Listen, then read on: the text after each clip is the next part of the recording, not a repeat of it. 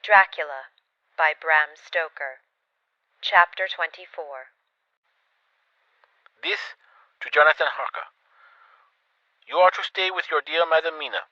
We shall go to make our search, if I can call it so, for it is not search, but knowing, and we seek confirmation only.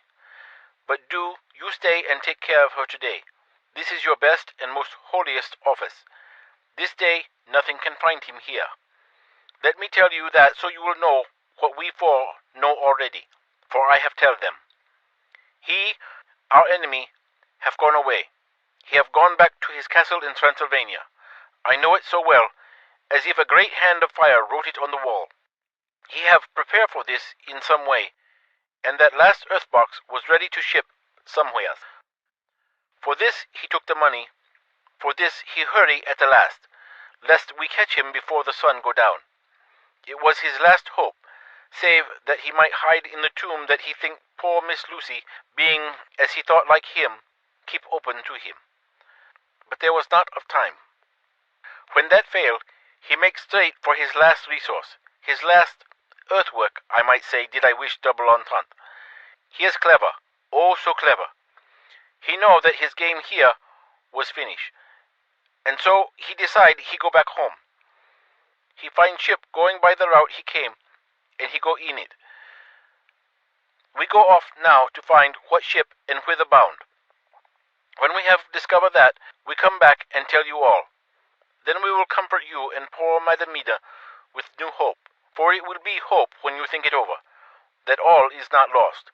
This very creature that we pursue, he take hundreds of years to get so far as London, and yet in one day, when we know of the disposal of him, we drive him out.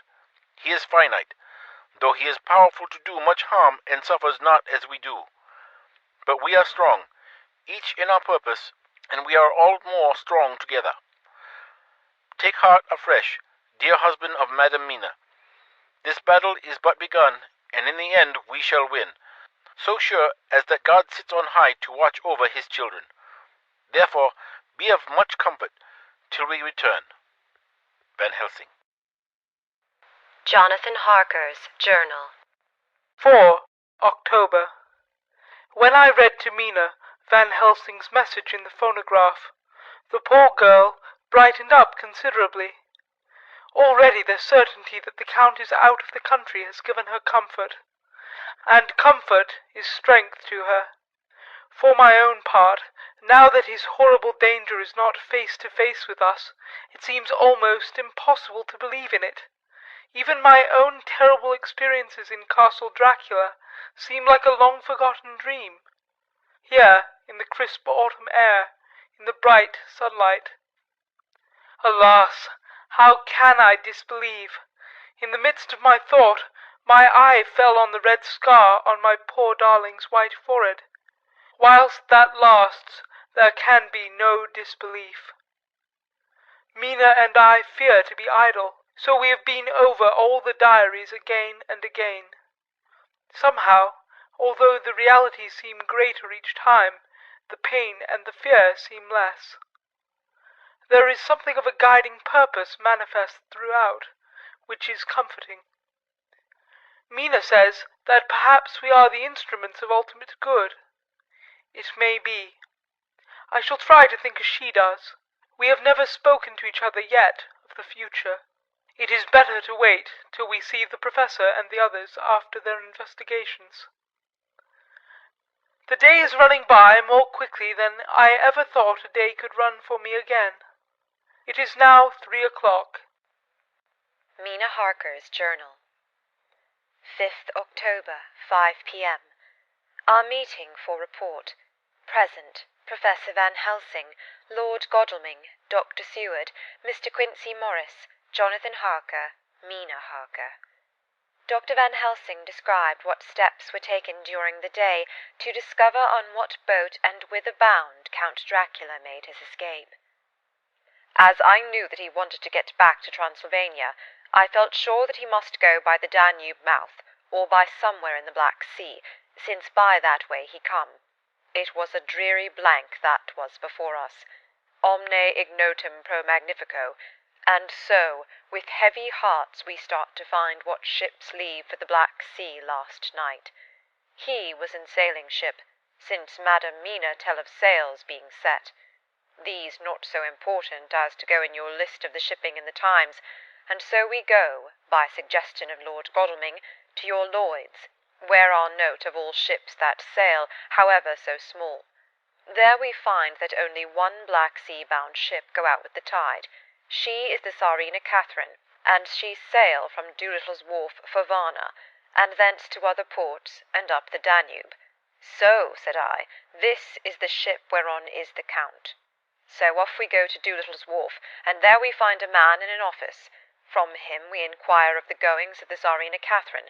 He swear much, and he red face and loud of voice, but he good fellow all the same. And when Quincy give him something from his pocket, which crackle as he roll it up, and put it in so small a bag which he have hid deep in his clothing, he still better fellow, and humble servant to us. He come with us, and ask many men who are rough and hot. These be better fellows too, when they have been no more thirsty. They say much of blood and bloom, and of others which I comprehend not, though I guess what they mean. But nevertheless they tell us all things which we want to know. They make known to us among them how last afternoon at about 5 o'clock comes a man so hurry, a tall man, thin and pale, with high nose and teeth so white, and eyes that seem to be burning, that he be all in black, except that he have a hat of straw which suit not him all the time, that he scatter his money in making quick inquiry as to what ship sails for the Black Sea, and for where. Some took him to the office, and then to the ship, where he will not go aboard, but halt at shore end of gangplank, and ask that the captain come to him. The captain come, when told that he will pay well, and though he swear much at the first, he agree to term. Then the thin man go, and someone tell him where horse and cart can be hired. He go there, and soon he come again, himself driving cart, on which a great box. This he himself lift down, though it takes several to put it on truck for the ship. He give much talk to captain as to how and where this box is to be placed.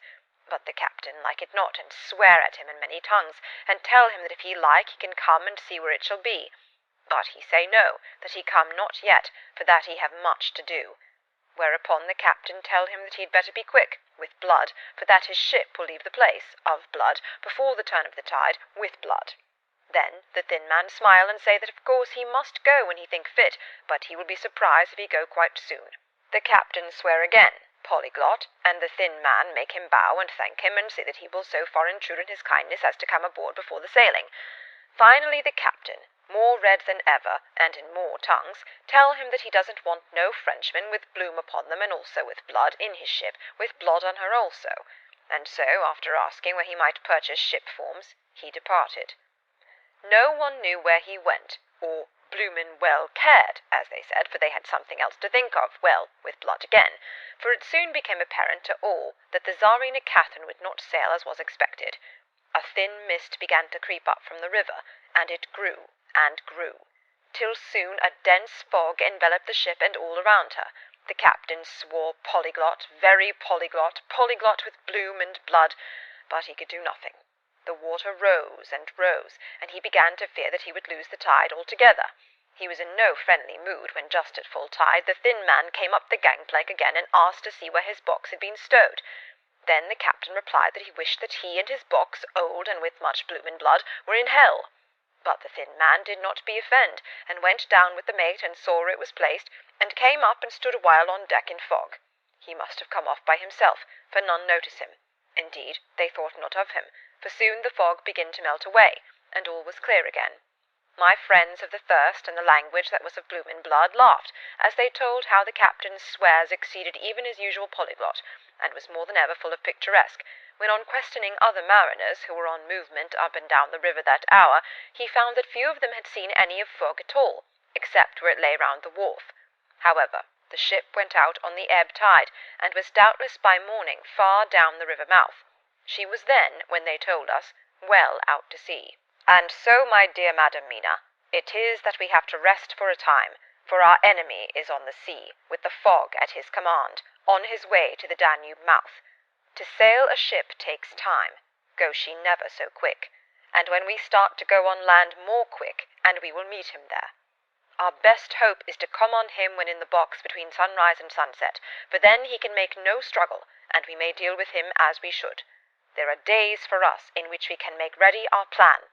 We know all about where he go, for we have seen the owner of the ship, who have shown us invoices and all papers that can be.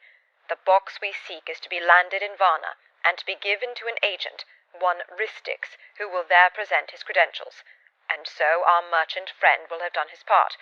When he asks if there be any wrong, for that so, he can telegraph and have inquiry made at Varna. We say no, for what is to be done is not for police or of the customs. It must be done by us alone, and in our own way. When Dr. Van Helsing had done speaking, I asked him if he was certain that the Count had remained on board the ship.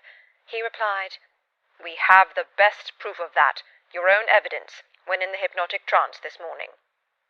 I asked him again if it were really necessary that they should pursue the Count, for oh, I dread Jonathan leaving me, and I know that he would surely go if the others went. He answered in growing passion, at first quietly. As he went on, however, he grew more angry and forceful, till in the end we could not but see wherein was at least some of that personal dominance which made him so long a master amongst men. "Yes, it is necessary, necessary, for your sake in the first, and then for the sake of humanity. This monster has done much harm already, in the narrow scope where he find himself, and in the short time when as yet he was only as a body groping his so small measure in darkness and not knowing. All this have I told these others. You, my dear Madam Mina, will learn it in the phonograph of my friend John, or in that of your husband. I have told them how the measure of leaving his own barren land, barren of peoples, and coming to a new land, where life of man teems till they are like the multitudes of standing corn, was the work of centuries. Were another of the undead, like him, to try to do what he has done, perhaps not all the centuries of the world that have been, or that will be, could aid him. With this one, all the forces of nature that are occult and deep and strong must have worked together in some wondrous way. The very place where he have been alive, undead for all these centuries, is full of strangeness of the geologic and chemical world. There are deep caverns and fissures that reach none know whither. There have been volcanoes, some of whose openings still send out waters of strange properties, and gases that kill or make to vivify. Doubtless there is something magnetic or electric in some of these combinations of occult forces which work for physical life in strange way, and in himself were from the first some great qualities. In a hard and warlike time he was celebrate that he have more iron nerve, more subtle brain, more braver heart than any man. In him some vital principle have in strange way found their utmost, and as his body keeps strong and grow and thrive, so his brain grow too. All this without that diabolic aid which is surely to him, for it have to yield to the powers that come from and are symbolic of good. And now this is what he is to us. He have infect you. Oh, forgive me, my dear, that I must say such, but it is for good of you that I speak. He infect you in such wise that even if he do no more, you have only to live in your own old sweet way, and so in time, death, which is of man's common lot and with God's sanction, shall make you like to him. This must not be. We have sworn together that it must not. Thus are we ministers of God's own wish, that the world and men for whom his Son died will not be given over to monsters, whose very existence would defame him. He have allowed us to redeem one soul already, and we go out as the old knights of the cross to redeem more. Like them we shall travel towards the sunrise, and like them, if we fall in good cause." He paused, and I said, "But will not the Count take his rebuff wisely? Since he has been driven from England, will he not avoid it, as a tiger does the village from which he has been hunted?" "Aha!" he said. "Your simile of the tiger good for me, and I shall adopt him. Your man-eater, as they of India call the tiger who has once tasted blood of the human, care no more for the other prey, but prowl unceasing till he get him. This that we hunt from our villages a tiger too, a man-eater, and he shall never cease to prowl. Nay, in himself he is not one to retire and stay afar. In his life, his living life, he go over the Turkey frontier and attack his enemy on his own ground. He be beaten back, but did he stay? No, he come again, and again, and again. Look at his persistence and endurance. With the child brain that was to him, he have long since conceived the idea of coming to a great city. What does he do? He find out all the place of the world, most of promise for him. Then he deliberately set himself down to prepare for the task. He find in patience just how is his strength, and what are his powers. He study new tongues. He learn new social life, new environment of old ways, the politics, the law, the finance, the science, the habit of a new land and a new people who have come to be since he was. His glimpse that he have had whet his appetite only, and enkeen his desire. Nay, it help him to grow as to his brain. For it all proved to him how right he was at the first in his surmises. He have done this alone, all alone, from a ruined tomb in a forgotten land. What more may he not do when the greater world of thought is open to him? He that can smile at death, as we know him, who can flourish in the midst of diseases that kill off whole peoples? Oh, if such a one was to come from God and not the devil, what a force for good might not he be in this old world of ours? But we are pledged to set the world free. Our toil must be in silence, and our efforts all in secret. For in this enlightened age, when men believe not even what they see, the doubting of wise men would be his greatest strength. It would be at once his sheath and his armor, and his weapons to destroy us, his enemies, who are willing to peril even our own souls for the safety of one we love, for the good of mankind, and for the honor and glory of God. After a general discussion, it was determined that for tonight nothing be definitely settled, that we should all sleep on the facts, and try to think out the proper conclusions. Tomorrow at breakfast we are to meet again, and after making our conclusions known to one another, we shall decide on some definite course of action. I feel a wonderful peace and rest tonight. It is as if some haunting presence were removed from me. Perhaps. My surmise was not finished, could not be, for I caught sight in the mirror of the red mark upon my forehead, and I knew that I was still unclean. Dr. Seward's Diary, 5 October. We all arose early, and I think that sleep did much for each and all of us. When we met at early breakfast, there was more general cheerfulness than any of us had ever expected to experience again. It is really wonderful how much resilience there is in human nature. Let any obstructing cause, no matter what, be removed in any way, even by death, and we fly back to first principles of hope and enjoyment. More than once, as we sat around the table, my eyes opened in wonder whether the whole of the past days had not been a dream. It was only when I caught sight of the red blotch on Mrs. Harker's forehead that I was brought back to reality. Even now, when I am gravely revolving the matter, it is almost impossible to realize that the cause of all our trouble is still existent. Even Mrs. Harker seems to lose sight of her trouble for whole spells. It is only now and again, when something recalls it to her mind, that she thinks of her terrible scar. We are to meet here in my study in half an hour and decide on our course of action. I see only one immediate difficulty. I know it by instinct rather than reason. We shall all have to speak frankly, and yet I fear that, in some mysterious way, poor Mrs. Harker's tongue is tied. I know that she forms conclusions of her own, and from all that has been, I can guess how brilliant and how true they must be. But she will not, or cannot, give them utterance. I have mentioned this to Van Helsing, and he and I are to talk it over when we are alone. I suppose it is some of that horrid poison which has got into her veins beginning to work. The Count had his own purposes when he gave her what Van Helsing called the vampire's baptism of blood. Well, There may be a poison that distills itself out of good things.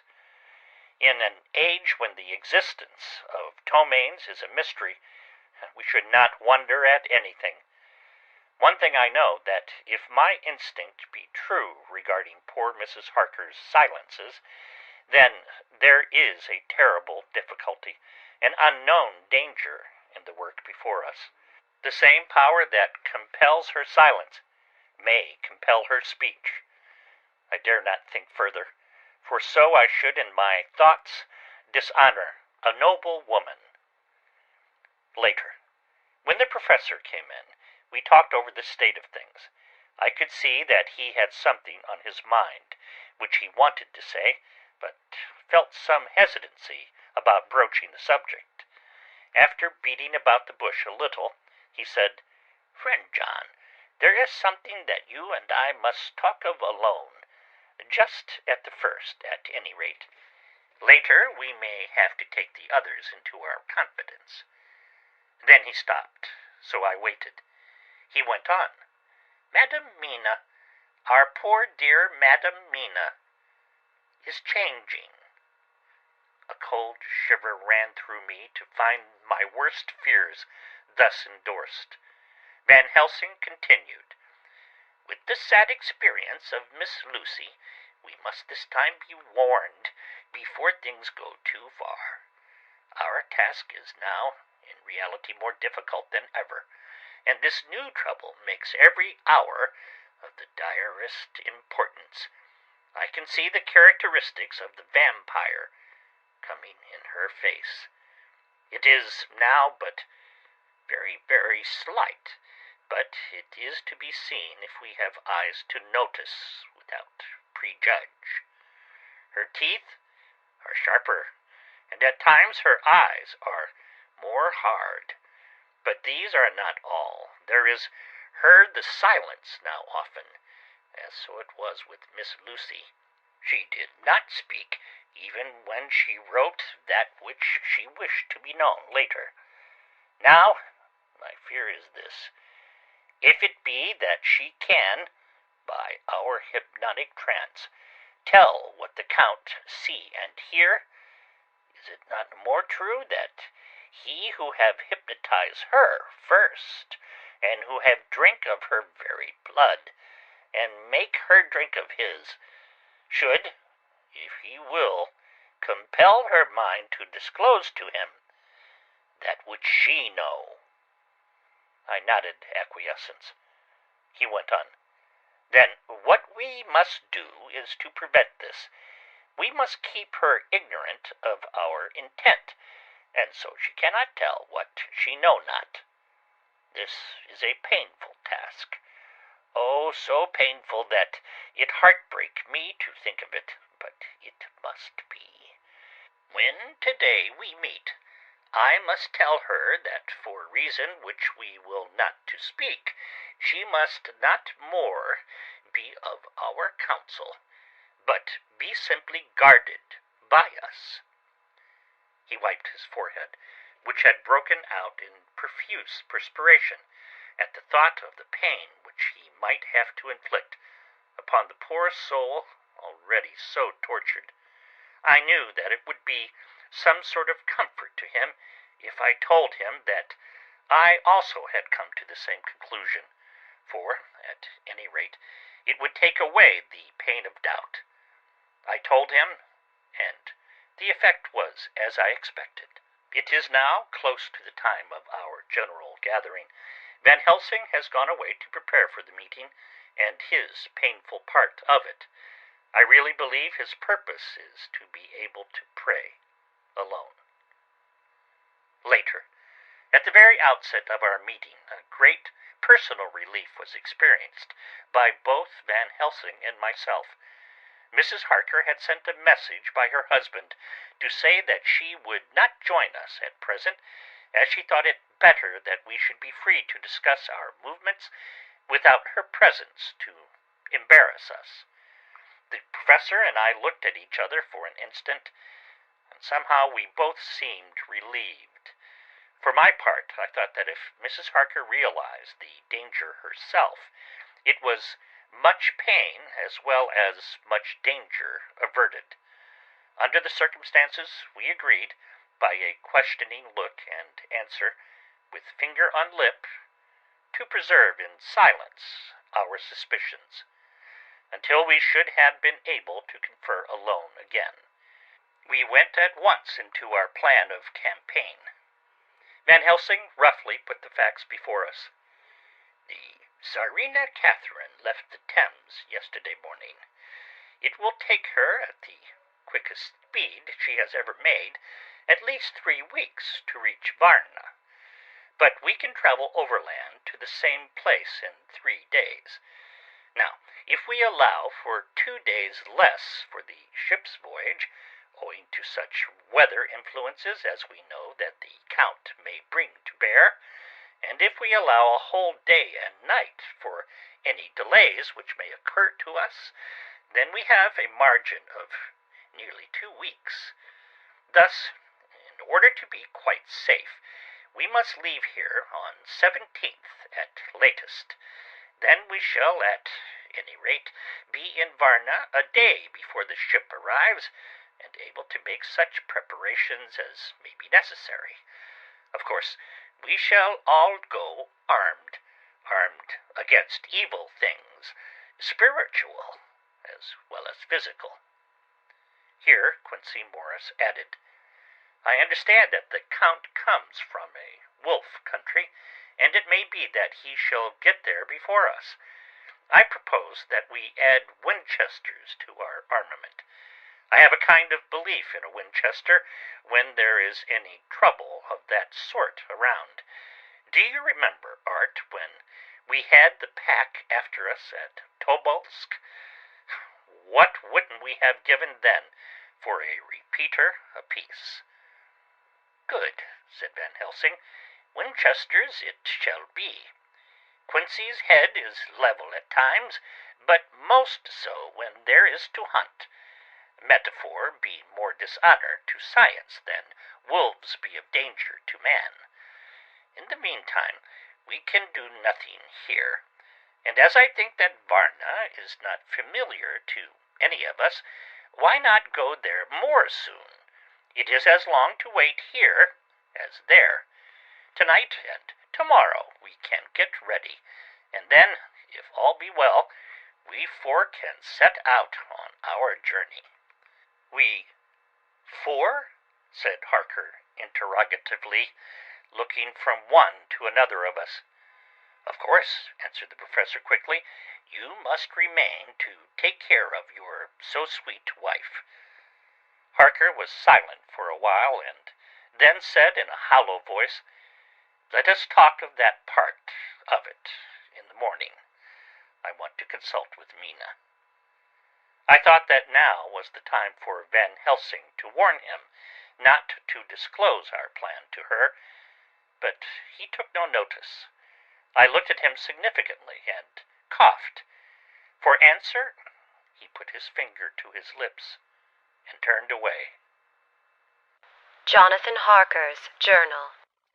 5 October, afternoon. For some time after our meeting this morning I could not think. The new phases of things leave my mind in a state of wonder which allows no room for active thought. Mina's determination not to take any part in the discussion set me thinking, and as I could not argue the matter with her, I could only guess. I am as far as ever from a solution now. The way the others received it, too, puzzled me.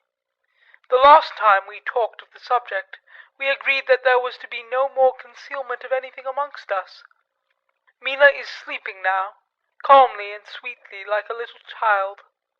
Her lips are curved, and her face beams with happiness. Thank God, there are such moments still for her. Later. How strange it all is! I sat watching Mina's happy sleep, and I came as near to being happy myself as I suppose I shall ever be.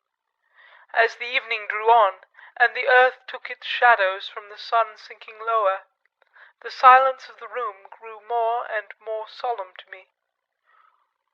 All at once Mina opened her eyes, and looking at me tenderly said, "Jonathan, I want you to promise me something, on your word of honor. A promise made to me, but made holily in God's hearing, and not to be broken, though I should go down on my knees and implore you with bitter tears. Quick, you must make it to me at once." "Mina," I said, "a promise like that, I cannot make at once. I may have no right to make it." "But, dear one," she said, with such spiritual intensity that her eyes were like pole stars, "it is I who wish it, and it is not for myself. You can ask Dr. Van Helsing if I am not right. If he disagrees, you may do as you will.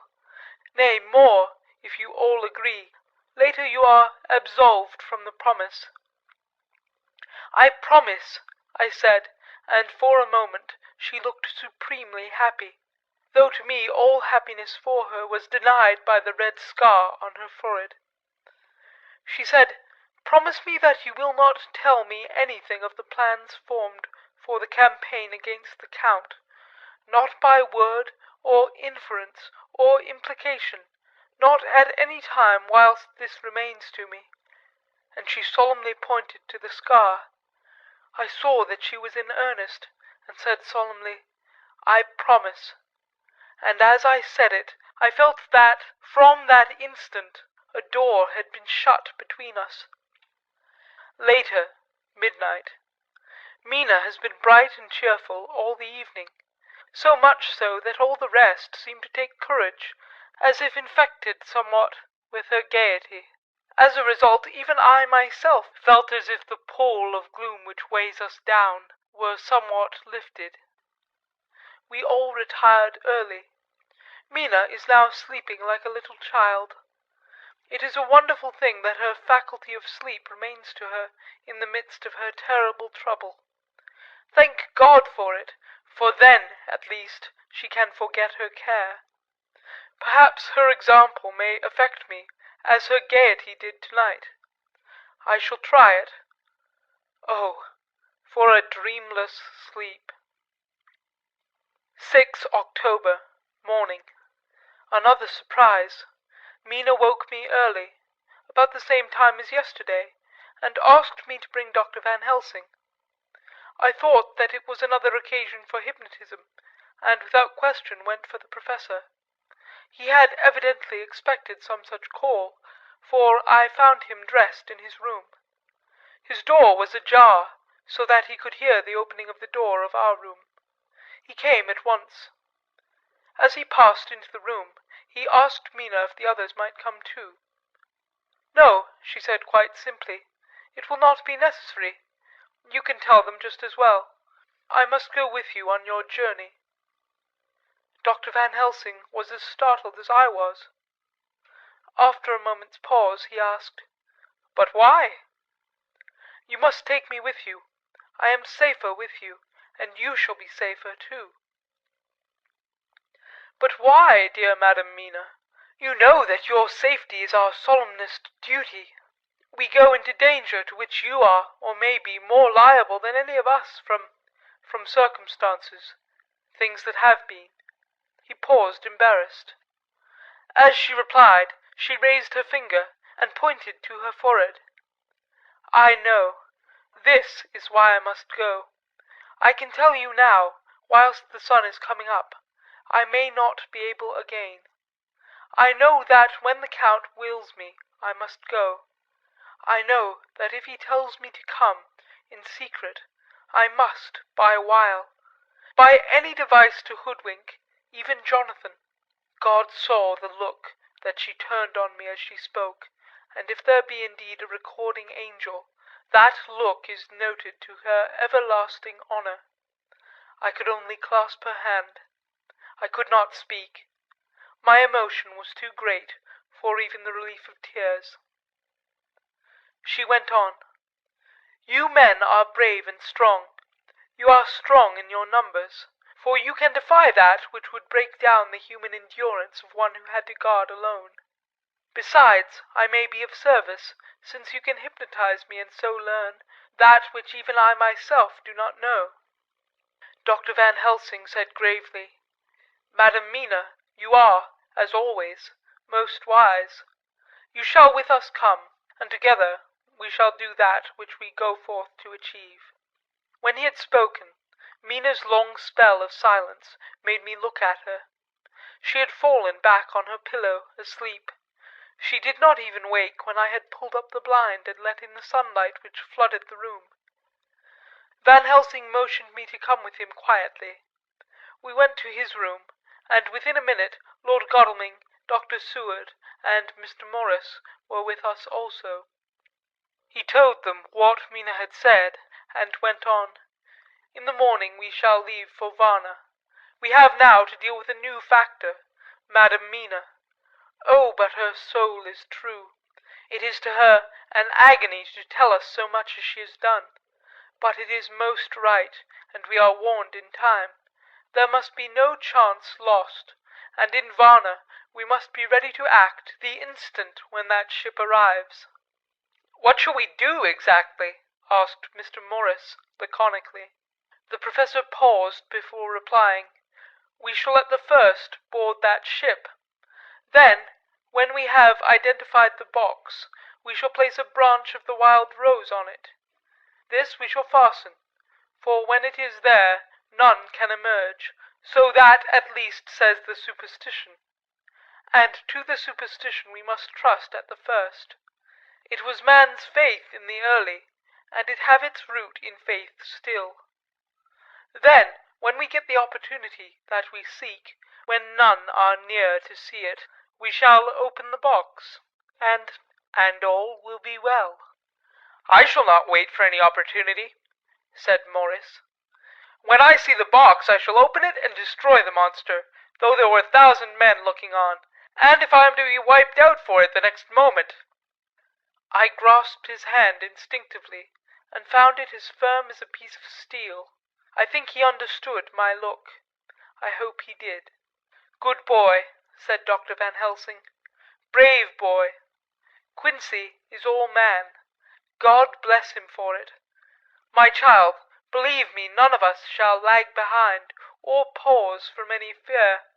I do but say what we may do, what we must do, but indeed, we cannot say what we may do.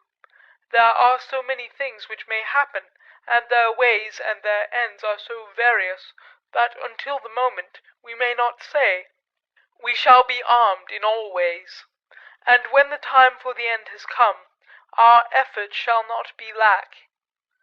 Now let us today put all our affairs in order.